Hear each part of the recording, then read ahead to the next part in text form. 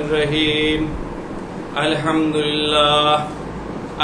للہ رب العالمین والصلاة والسلام علی المرسلین والصلاة والسلام علی سیدنا و مولانا محمد النبی الامی الذی ارسلہ اللہ تعالی رحمتا للعالمین وجعلہ خاتم النبیین وسید المرسلین اللہم انی اسألکا یا اللہ یا رحمان یا رحیم یا جار المستجیرین یا امان الخائفین یا عماد من لا عماد لہ یا سند من لا سند لہ یا ذخرا من لا ذخر لہ یا جرز الضعفاء یا کنز الفقراء یا عظیم الرجاء یا منفذ الحلقاء یا منجی الغرقاء یا محسن یا مجمل یا منعم یا مفضل یا جبار یا منیر انت الذی سجد لکا سواد اللیل وضوء النہار وشعاع الشمس ونور القمر وخیفق الشجر ودی الماء یا اللہ انت اللہ لا شریک لک اسألک ان تصلی علی محمد عبدک ورسولک فی الاولین والآخرین وفی الملأ الاعلی الى یوم الدین وعلی جمیع اخوانہ من نبیین وآلہ وعلی آلہ واصحابہ واتباعہ اجمعین اما بعد فاعوذ باللہ من الشیطان الرجیم بسم اللہ الرحمن الرحیم اذا جاء نصر اللہ والفتح ورأیت الناس يدخلون فی دین اللہ افواجا فسبح بحمد ربک واستغفر انہ کان توابا۔ یہ سورہ مبارکہ بالاجماع امت سورہ مدنیہ ہے، اور یہ آخری صورت ہے جو حضور صلی اللہ علیہ وآلہ وسلم کے وصال سے پہلے یہ نازل ہوئی آخری صورت، مکمل صورت، اور اس میں ایک مجدہ سنا دیا گیا کہ حضور صلی اللہ علیہ وسلم کا جو مشن تھا وہ مکمل ہو گیا اور آپ کی رخصتی کا اب وقت قریب ہے۔ چنانچہ تفسیر میں لکھا ہے کہ حضرت عباس رضی اللہ تعالیٰ عنہ حضور صلی اللہ علیہ وسلم کے چچا ہیں، جب آپ نے یہ صورت سنی تو آپ زار و قطار رونے لگ گئے، کیونکہ اس میں بات اشارے میں بتا دی گئی تھی کہ حضور صلی اللہ علیہ وسلم کا کوچ کا وقت قریب ہے۔ بس اس سورہ کے نزول کے بعد صرف 80 روز آپ نے اس دنیا کو عزت بخشی، اور ربیع الاول 10 ہجری میں آپ اللہ سے واصل ہوئے۔ اس سورت کے ایک ظاہری معنی ہے اور ایک اس کے اندر اشارہ ہے، پنہاں معنی ہے، اور زندگی گزارنے کا ایک طریقہ بھی بتا دیا گیا۔ ہم دونوں چیزوں کو دیکھتے ہیں۔ اذا جاء نصر اللہ، جب پہنچ چکے اللہ کی مدد، والفتح، اور فیصلہ اور کامیابی کا فیصلہ اور کامرانی کا فیصلہ اور فتح کا فیصلہ، ورأیت الناس، اور جب تم دیکھے لوگوں کو، یدخلون، کہ داخل ہوتے ہیں، فی دین اللہ، اللہ کے دین کے اندر، افواجا، غول کے غول، یعنی کامیابی ہوتی ہوئی آپ کو اپنی آنکھوں سے نظر آ جائے کہ فتح مکہ ہو گیا اور سارے عرب کے قبائل جو دل سے اسلام قبول کر چکے تھے لیکن قریش کی اثر رسوخ اور ان کے خوف کی وجہ سے اسلام کا اعلان نہیں کر رہے تھے، جب مکہ فتح ہو گیا تو بے شمار ارد گرد سے لوگ آ کے سارے گروہ کے گروہ آتے تھے. 800 آدمیوں کی ایک جماعت آ رہی ہے، 2000 آدمیوں کے پر کلمہ پڑھتے چلے جاتے تھے. جب یہ آپ نے اپنی نظارہ اپنی آنکھوں سے دیکھ لیا، فتح اور کامرانی کے جھنڈے گاڑ دیے گئے اور مکہ کے اصلی ابدی دشمن مسلمان ہو گئے کلہم، اور ایسے پکے سچے مسلمان ہوئے ان جیسا ایمان پھر کسی کو نصیب نہیں ہوا. حضور صلی اللہ علیہ وسلم کے وصال کے بعد بہت سارے قبائل اور بہت سارے افراد اور بہت سارے قبائل اسلام سے پھر گئے، ارتداد میں چلے گئے، لیکن مکہ میں کوئی آدمی ارتداد میں نہیں گیا. اور جب حضور صلی اللہ علیہ وسلم فتح مکہ کے بعد مدینہ طیبہ تشریف لائے تو آپ نے کوئی آدمی اپنا پیچھے نہیں چھوڑا کہ ان کا دھیان رکھنا، یہ گڑبڑ نہ کریں. بس وہیں سے ایک آدمی کو، ابن اسید کو گورنر بنایا مکہ کا، اور وہ بہت عرصہ تک مکہ کے گورنر رہے اور مکہ کے اندر 100% اسلام نافذ ہو گیا، اور آج تک 100% اسلام اللہ کے فضل سے نافذ ہے. تو جب یہ دیکھ لیں آپ تو بس فسبح بحمد ربک، تو آپ پاکی بیان کیجئے، تسبیح کیجئے اپنے رب کی، جس نے کہاں سے شروع ہوا بات اور کہاں تک پہنچائی. رب اس کو کہتے ہیں کہ جو عدم سے وجود میں لے کے آئے اور وجود سے جہاں تک اس نے مقدر کیا انتہا تک پہنچا دے، بغیر اسباب کے اور بغیر اس کے عوضانہ اور اس کی مزدوری اور کوئی چیز اس کے بدلے میں طلب کیے بغیر. اس رب کے یہ معنی ہے. اور اسی سے معافی مانگیے، واستغفروا، اور اس سے معافی مانگیے، انہ کان توابا، وہ معاف کرنے والا اور لوٹ آنے والا اور بڑی جلدی مان جانے والا. اب جو میں باہر کہہ رہا تھا اس میں پنہا معنی کیا ہے، وہ پنہا معنی یہ ہے کہ درمیان میں ایک لفظ فتح ہے. فتح کا مطلب ہوتا ہے کھول دینا، کامیابی، دریچے کھل گئے، ٹھنڈی ہوائیں آ گئیں، آپ کی زندگی کا مشن اکمپلش ہو گیا، آپ کی زندگی کا جو مقصد تھا وہ حل ہو گیا. آپ امتحان دے رہے تھے، کامیاب ہو گئے. آپ بزنس کر رہے تھے، بزنس چل پڑا. آپ بچوں کی تربیت کر رہے تھے، مکمل ہو گئی. تو درمیان میں لفظ فتح ہے، اور اس سے پہلے ہے کہ اذا جاء نصر اللہ، کوئی فتح اللہ کی مدد کے بغیر ہو نہیں سکتی، چاہے وہ پیغمبر اسلام خود ہی ہو، پہلے اللہ کی مدد اور پھر فتح ہے. یہ تربیت دینا چاہ رہے ہیں امت کو. کہیں یہ نہیں کہا کہ میں 13 سال وہاں مار کھائی اور 10 سال یہاں محنت کی اور دیکھو کیسی تبلیغ کی. کتنی محنت کی حضور صلی اللہ علیہ وسلم، اس محنت کا یہاں کوئی ذکر نہیں، اس محنت کا کوئی ذکر نہیں ہے. بھوک برداشت کی، شیب ابی طالب میں 3 سال گزارے، کتنی گرمی سردی بھوک پیاس، جنگیں ہوئیں، کتنے لوگ شہید ہوئے.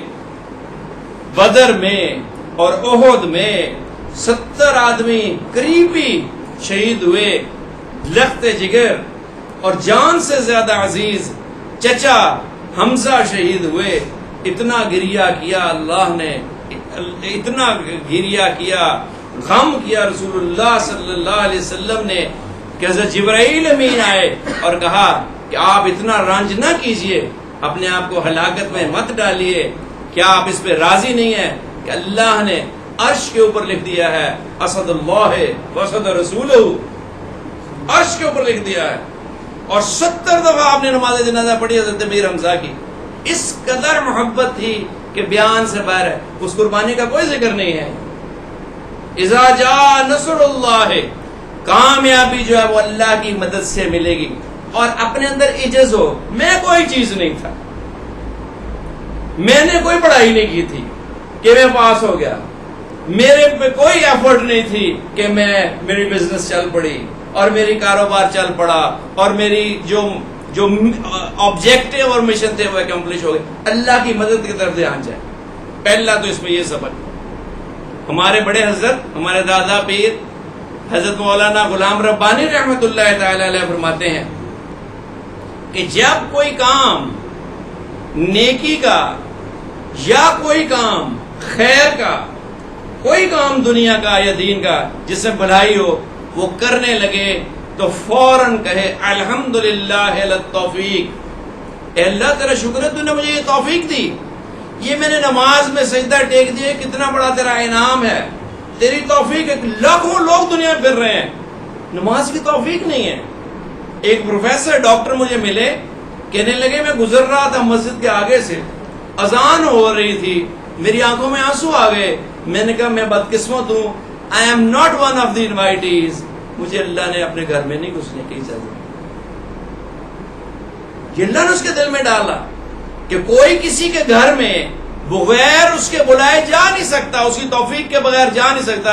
اس نے کہا میں گزر گیا، لوگ جا رہے تھے مسجد ٹوپیاں پہنی، میں تو نہیں جا سکتا.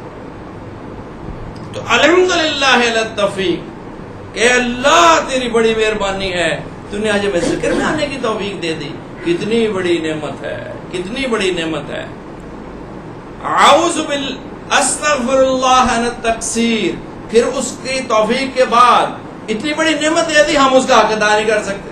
ہم نماز کیا پڑھ رہے ہیں تو اس میں جو غلطی ہو گئی اس کی معافی. استغفر اللہ عن التقصیر کہ جو غلطی ہوگی اس کی معافی. پہلے توفیق کا شکر اور پھر غلطی کی معافی، اور پھر جب ختم ہو جائے تو اعوذ باللہ عن الرد. اللہ کی پناہ مانگتا ہوں کہ مردود نہ ہو جاؤں. اللہ کی پناہ مانگتا ہوں کہ گھر سے تو چلے تھے نماز پڑھنے اور واپس نکلے ہیں جہنمی بن کر، تو رد نہ ہو جاؤں. میں اتنی بڑی بارگاہ میں گیا اور دکان کے بارے میں سوچتا رہا اور زمین کے بارے میں سوچتا رہا اور افسروں کے بارے میں سوچتا رہا اور نوکریوں کے بارے میں سوچتا رہا اور بیوی بچوں کے بارے میں یہ نہ ہو کہ میں کہیں مردود نہ ہو جاؤں. ذرا آگے ہو جائیں. یہ نہ ہو کہ میں مردود نہ ہو جاؤں. تو اعوذ باللہ عن الرد، اللہ کی پناہ مانگتا ہوں کہ میں. تو پہلی بات کہ جب کامیابی ہو جائے تو اس کو منسوب کرنا ہے اللہ کے فضل کے ساتھ کہ یا اللہ تیرا شکر ہے، تیری مدد ہوئی اور میں کامیاب ہوا. پڑھا تو سب نے تھا، کوئی بغیر پڑھے بھی امتحان دیتا ہے، لیکن میں کامیاب ہوا تیری رحمت ہے. اور شکرانے میں سر جھکا دے. اللہ کے محبوب صلی اللہ علیہ وسلم کی سیرت اتنی خوبصورت ہے، اتنی خوبصورت ہے. افسوس آج مسلمان کو فرصت نہیں ہے کہ ساری زندگی میں کبھی سیرت کا بھی نظر مارے. کہ جب آپ فتح مکہ میں داخل ہوئے تو حضرت خالد بن ولید نئے نئے مسلمان ہوئے تھے، ابھی تربیت میں وہ مراحل میں نہیں آئی تھی. انہیں بڑا جوش تھا، ان کے سامنے تھا جو کچھ ہوا تھا. کیا کچھ نہیں ہوا مکے میں، کیا کچھ ظلم نہیں ہوا. حضور صلی اللہ علیہ وسلم رکوع میں تشریف لے گئے، بیت الحرام کے اندر خانہ کعبے کے آگے، تو کوئی سارے شرارتی لوگ بیٹھے تھے. کہنے لگے آج کوئی کام کرے گا؟ ایک بدبخت کہنے لگا میں کروں گا. کہا یہ دیکھو ابھی اونٹ ذبح ہوا ہے، اس کی اوجڑی اٹھا کے لاؤ، آپ کے گردن پہ رکھ دو. چنانچہ حضور صلی اللہ علیہ وسلم کی اتنی نفیس طبیعت، آپ کے پسینے مبارک میں سے بھی خوشبو آتی تھی. حضرت ام سلمہ ام المومنین رضی اللہ تعالی عنہا نے ایک دن آپ آرام فرما رہے تھے، گرمی کا موسم تھا، پسینہ تھا، تو آپ نے شیشی میں جمع کر لیا اور اس کو رکھا. اس میں سے خوشبو آتی تھی ادھر سے زیادہ. ان کے پاس ایک لڑکی لائے گی، کہنے لگے آج اس کی شادی ہے. آپ نے کہا اس کو ایسا تحفہ دوں گی کہ یہ کبھی یاد کرے گی. آپ نے اس شیشی میں سے تھوڑا سا پسینہ نکال کے اس بچی کے منہ پہ اور سر پہ پھیر دیا. مورخین نے لکھا ہے کہ جتنی دیر وہ بچی زندہ رہی اس کے جسم سے خوشبو آتی تھی، خوشبو لگائے بغیر. اور اس کے باوجود حضور صلی اللہ علیہ وسلم خوشبو بھی استعمال فرماتے تھے. اتنی نفیس طبیعت. کیوں؟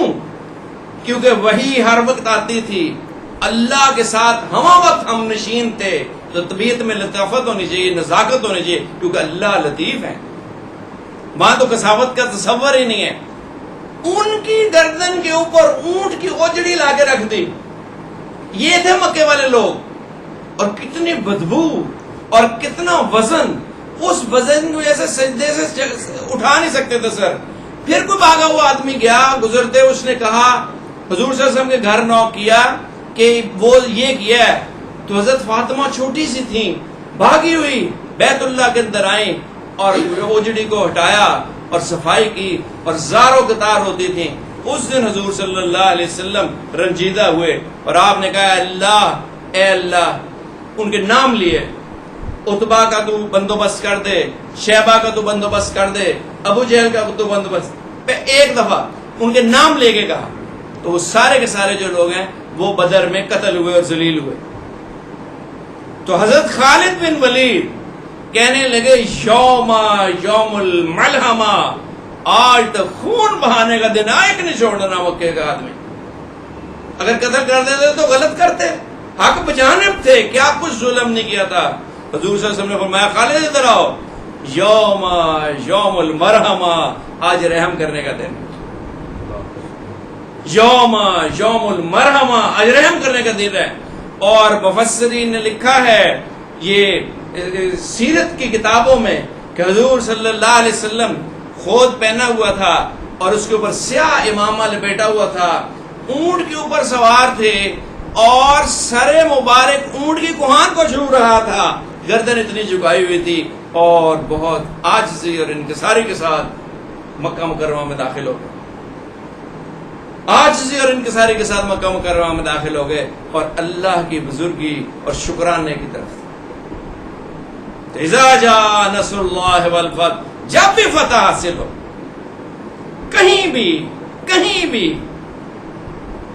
اللہ کے آگے سجدہ شکر، اور اس کی مدد اپنی طرف نہیں، تعبیر اس طرف کرنا، اور پھر اس فتح کو آپ دیکھ لیں واضح طور پر کہ لوگوں کا رخ ہے، مال کی کثرت ہے، بزنس چل پڑا، برانڈ ایکسپٹ ہو گیا، ڈگری مل گئی، نوکری اچھی مل گئی، ویزیبل ہو جائے، وَرَأَيْتَ النَّاسَ يَدْخُلُونَ فِي دِينِ اللَّهِ، جوک در جوک چیزیں ملنے جائیں، تو پھر کیا کرنا ہے؟ پھر یہ نہیں کہ اوقات سے باہر ہو جائے، نمازیں قضا ہونے لگے، ٹیڈی پینٹیں پہن لے، دوسری شادیوں کے چکر میں پڑ جائے، فیشنیبل ہو جائے، نہیں، پھر فَسَبِّحْ بِحَمْدِ رَبِّكَ، اللہ کی تسبیح بیان کر جس نے یہاں سے یہاں پہنچایا۔ کہاں تھے؟ اپنے خلقت پہ کبھی غور کرنا چاہیے نا، میں کیا تھا؟ اگر میری ماں میرے پہ محنت نہ کرتی، میں پخانہ کے اندر ہی گل سڑ کے مر گیا ہوتا۔ اللہ نے ماں کے دل میں محبت ڈالی کہ وہ چھوٹے سے بچے کا پخانہ صاف کرتی ہے، بچے کو تو سمجھ ہی نہیں، اور اس کو بھوک میں دودھ پلاتی۔ کس طرح اللہ نے پرورش کی ہے؟ ماں کرتی ہے، ماں کے دل میں اللہ ڈالتا ہے۔ کسی کے بچے کی پخانہ صاف کرتی ہے کوئی عورت؟ اپنے بچے کا کرتی، اور کوئی اس پہ احسان نہیں کرتی، کوئی گھن نہیں کرتی، کوئی پریشان نہیں ہوتی، اور اس کو کھلاتی اور خوش ہوتی ہے، اس کی طرف دیکھتی ہے اور خوش ہوتی ہے، لقمہ اس کو کھلاتی ہے، بھوک اس کی ختم ہوتی ہے۔ یہ اللہ نے پرورش کا انتظام کیا۔ تو وَسَبِّحْ بِحَمْدِ، اس کی تعریف کر۔ تعریف کس طرح ہوگی؟ زبان سے، ذکر اللہ کثیرا لعلکم تفلحون، اللہ کا ذکر کرو بہت بہت بہت تاکہ فلاح پا۔ اور دوسرا اس کی فرما برداری کا، اس کے آگے جھک جا، اس کے احکام کو مان اور اس کی بڑائی کو مان، اس کے احکام کو مان، اس کے حبیب کریم کے نقشے قدم پر چل۔ یہ اللہ کی تعریف ہے۔ جہاں اس نے کہا یہ اللہ کا حکم ہے، بس صلح تسلیم خم ہے، سمعنا واطعنا، جیسے صحابہ کرام تھے، اللہ کا حکم جب آ جاتا تھا ادھر ادھر نہیں دیکھتے تھے۔ پھر کہتے ہیں شراب سرو کی جا رہی تھی اور ایک آدمی آیا، اس نے کہا منادی میری بات سنو، سارے لوگ میری بات سنو، اللہ کے نبی کے اوپر وحی آ گئی ہے، شراب حرام ہو گئی ہے۔ تو ایک آدمی نے سپ لیا ہوا تھا، منہ میں تھی، اس نے کلی کر دی، ان کے بعد بات ختم ہوئی، پھینک دو۔ اور ان کے خون میں گٹی میں شراب تھی، بہت پیتے تھے، اور بڑی اعلیٰ قسم کی شراب پیتے تھے جو کھجور سے بنتی ہے اور انگور سے بنتی ہے۔ بس اس کے بعد کسی کی بھی شکایت نہیں ہوگی، کسی نے شراب کی طرف دیکھا بھی ہو، کسی کو خیال بھی آیا ہو کہ شراب پینی چاہیے۔ تو فَسَبِّحْ بِحَمْدِ رَبِّكَ، اپنے اس رب کے احسان کو مان دو۔ رب کے جو معنی ہیں وہ بڑے گہرے ہیں۔ اللہ پالتا ہے، اللہ عطا کرتا ہے، اور ان ریٹرن ہم سے کچھ نہیں مانگتا۔ اگر میں نماز پڑھ رہا ہوں تو اللہ کا کیا میں فائدہ کر رہا ہوں؟ اپنا ہی فائدہ کر رہا ہوں۔ اگر میں ذکر کر رہا ہوں اللہ کی بڑائی میں کوئی اضافہ ہو رہا ہے؟ نہیں، اپنی صفائی ہو رہی ہے۔ تو اللہ تعالیٰ بدلے میں کچھ نہیں مانگتا ہم سے۔ تو اللہ کی تسبیح بیان کر، اپنے اس رب کی عنایات پہ نظر کر کہ کیا کچھ اس نے دیا، کتنا حسن دیا، کتنی جوانی دی، کتنی اعلیٰ خوراک دی، دوست عزیز اور بہن بھائی دیے۔ کون سی نعمت ہے جو اللہ نے دے دی؟ اور پھر جو غلطیاں ہو گئیں اس مشن کے اکمپلشمنٹ میں، واستغفروا، اس سے معافی مانگو۔ کہیں نہ کہیں غلطی ہو جاتی ہے۔ جب آدمی مشنری ذیل سے کام چلتا ہے کہیں نہ کہیں لڑکھڑا جاتا ہے، کہیں بڑا بول دیتا ہے، کہیں کسی کو حقارت دکھا دیتا ہے، کسی میں تجاوز کر جاتا ہے، کہیں تساہل کر جاتا ہے، تو اللہ سے معافی مانگو۔ اور پھر اللہ سے معافی مانگ کے مایوس نہ ہو جا کہ یار بس ہم سے کیا ہونا۔ شیطان دونوں طرف لے کے جاتا ہے، یا تو وہ تجاوز کرتا ہے اس طرف، نافرمانی کی طرف، اور یا پھر وہ کرتا ہے کہ اس طرف کہ جب گناہ کرتا ہے تو مایوسی کی طرف لے کے جاتا ہے۔ مایوسی کی طرف کہتا ہے یار تیری تو معافی ہونے، تو ٹھیک ہو ہی نہیں سکتا، تو ٹھیک ہو، تو بہت کوتا ہے، تو یوں ہے، تو وہ ہے۔ تو انہو کانا، تیرا معاملہ تو اس رب سے ہے، انہو کانا توابا، وہ توبہ قبول کرنے والا ہے، بڑی جلدی مان جانے والا ہے۔ تواب کہتے ہیں کہ جو ناراض ہو کے چلا جائے اور اس کو منایا جائے تو مان کے جلدی سے واپس آ جائے۔ One who returns quickly with grace and dignity، مولانا عبداللہ یوسف علی نے یہ ترجمہ کیا ہے، One who returns quickly with grace and dignity، تو مان جاتا ہے، بڑی جلدی مان جاتا ہے۔ معافی تو مانگو، ایک دفعہ دل سے مانگو تو صحیح۔ تو یہ ہے مسلمان کی زندگی کا ایک طریقہ کہ دنیا میں وقت گزارنا ہے مشنری زیل کے ساتھ گزارنا ہے، پوری توجہ کے ساتھ اور پوری کوشش کے ساتھ زندگی گزارنی ہے، لیکن جب فتح حاصل ہو جائے، جب دروازہ کھل جائے تو نماز نہ پھر قضا ہو۔ جب افسری مل جائے، سیٹ مل جائے، گاڑی اچھی ہو، عہدہ اچھا ہو، تو پھر اخلاق میں تکبر نہ آ جائے، پھر غریبوں سے نفرت نہ کرنے لگے، اور پھر تھوکے نہ، اور پھر اپنے ہی بہن بھائی غریب رشتہ داروں کو پیچھے کر دے۔ جب ڈیفنس میں گئے تو وہ جو پیچھے ساندے میں رشتہ دار تھے کہا جی ہمارے مظاہرے ہیں، عجز، توبہ، استغفار۔ اور ایک اور بات میں سوچ رہا تھا کہ جب آدمی ایک ٹارگٹ رکھے اور جب وہ اکمپلش کر لیتا ہے تو بس اب ٹانگیں زیادہ پھیلائے نہیں۔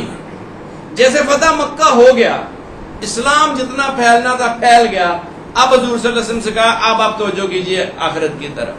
تو حضور صلی اللہ علیہ وسلم 80 دن اس کے بعد حیات رہے، تو حضرت ام سلمہ یا اور ہیں کوئی ان کی جو بھی اس وقت تھی زوجہ محترمہ، وہ فرماتی ہیں، حضرت عائشہ صدیقہ رضی اللہ تعالی عنہ فرماتی ہیں، اس صورت کے نازل ہونے کے بعد رسول کریم صلی اللہ علیہ وسلم جب کہ نماز پڑھتے تو یہ دعا پڑھتے، سبحانک ربنا وبحمدک اللہم اغفر لی، اللہم اغفر لی۔ بس اب اللہ کی طرف رجوع، ہر وقت توبہ توبہ اثر۔ اچھا میں نے دیکھا کہ ہمارے بوڑھے تو کہیں فل سٹاپ لگاتے ہی نہیں، کہ میری نانی، میں اپنے 5 بہنوں میں سب سے چھوٹا، تو میٹرک میں پاس ہوا تو مجھے کہنے لگے پتہ نہیں میں تھوڑی خوشیاں ویخنیاں مینے کہ نہیں، مجھے نہیں سمجھ آئی۔ تو میرے ابا جی بڑے پڑھے لکھے تھے، میرے ساتھ تھے، کہنے لگے شی inspires to be present at your marriage. جب 20 سال بعد بھی شادی ہوئی تو اس میں بھی میں زندہ رہوں اور آپ کی شادی, مطلب اینڈلیس ڈیزائرز ہے. اپنی خواہشات کو, اپنے مشنز کو کنٹین کرنا چاہیے کہ جب ایک چیز حاصل ہو گئی بس اب ختم کرو, اب بچوں کے سپرد کرو, آگے ڈیلیگیٹ کرو, اب توبہ اللہ کی طرف, اللہ. کوئی بوڑھا بتایا ریٹائرمنٹ کے بعد چھوڑتا ہے, اور زیادہ دنیا داری میں گھومتے ہیں. ایک سٹیج یہ بھی, اس صورت میں یہ بھی ایک سبق مل رہا ہے کہ بس پھر ریٹائرمنٹ ہو گئی, بچوں کو دے دیا, بیاہ دیے, فارغ ہو گئے, اب یکسوئی کے ساتھ 25-30 پارے روز پڑھے. ہاں ایک آدمی میں نے دیکھے ہیں, شاہ صاحب ان کو کہتے تھے, قریشی تھے ویسے وہ, تو وہ ریٹائر ہوئے, بچے بیاہ دیے, بچے اچھے تھے, نیک تھے, ایئر فورس میں گرو کیپٹن تھا کوئی اس طرح. تو میں نے کہا شاہ صاحب کیسے وہ گزرتا, ان کو وقت ہی اب گزرنے لگا ہے.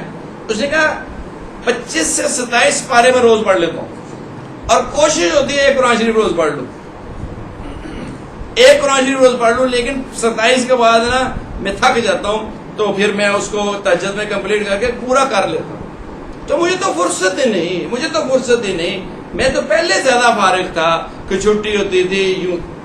یہ ہے. اور حضرت خواجہ محمد معصوم رحمت اللہ تعالی علیہ, کون ہے وہ حضرت خواجہ, کون ہے؟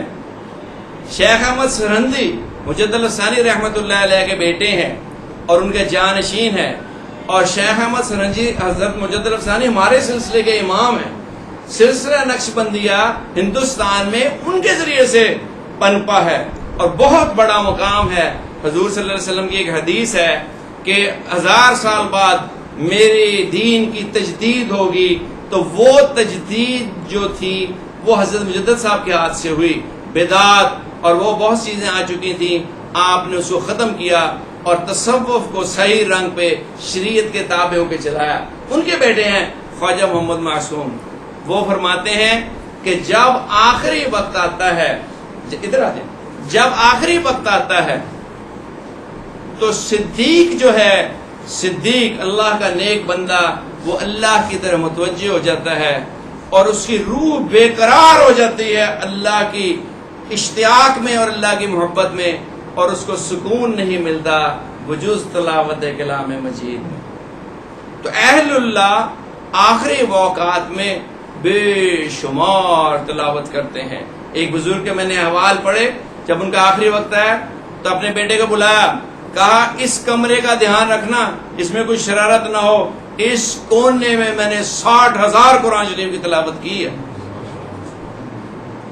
تو یہ ہے کہ اپنے کاموں کو سمیٹے, دنیا داری کو ختم کرے اور آخرت کی طرف رجوع کرے, اور تلاوت میں اور ذکر میں اور استغفار میں زیادہ متوجہ ہو کے اللہ کی طرف کرے جب اپنا مشن اکمپلش ہو جائے. یہ بھی اس صورت میں جیسے حضور صلی اللہ علیہ وسلم کو 80 دن پہلے الرٹ کر دیا گیا, اب آپ کا مشن کمپلیٹ ہونے والا, اب آپ اپنی تیاری کیجیے. اور حضور صلی اللہ علیہ وسلم اس کے بعد اتنی محنت فرمائی کہ حضرت ابو ہریرہ رضی اللہ تعالی عنہ فرماتے ہیں اس سورت کے نزول کے بعد رسول کریم صلی اللہ علیہ وسلم نے عبادت میں بڑا مجاہدہ فرمایا, یہاں تک کہ آپ کے پاؤں مبارک پر ورم آ جاتا تھا, آپ کے پاؤں مبارک پر ورم آ جاتا تھا. تو ورم کیا ہے, 10-15 منٹ میں نہیں آتا, 4-5 گھنٹے مسلسل قیام میں کھڑے رہو تو پھر ورم آتا ہے. تو یہ ہے اس مختصر سی صورت کے اندر سمندر جتنے گہرے معنی ہیں کہ اپنی کامیابیوں کو منسوب کریں اللہ کی طرف, دل سے سمجھیں کہ اللہ نے کامیاب کیا ہے, اور اس کے بعد جو ہے اللہ کی تسبیح اور تحلیل اور ذکر کثیر اور اپنے گناہوں کی توبہ اور اللہ کے ساتھ دوستی کی اہمیت اور اللہ سے تعلق کو بنانا اور اس کو نبھانا اور اس کی طرف متوجہ رہنا, یہ زندگی کا مشن ہونا چاہیے. اللہ تبارک و تعالی ہمیں توفیق نصیب فرمائے اور ہمارے اوقات کو ضائع ہونے سے بچائے, اور ہر آن, ہر لمحہ, ہر لحظہ اپنی یاد اور اپنی محبت کی توفیق نصیب. آخر دعوانا الحمدللہ رب العالمین. أعوذ بالله من الشيطان الرجيم بسم الله الرحمن الرحيم أعوذ بالله من الشيطان الرجيم بسم الله الرحمن الرحيم أعوذ بالله من الشيطان الرجيم بسم الله الرحمن الرحيم أعوذ بالله من الشيطان الرجيم بسم الله الرحمن الرحيم أعوذ بالله من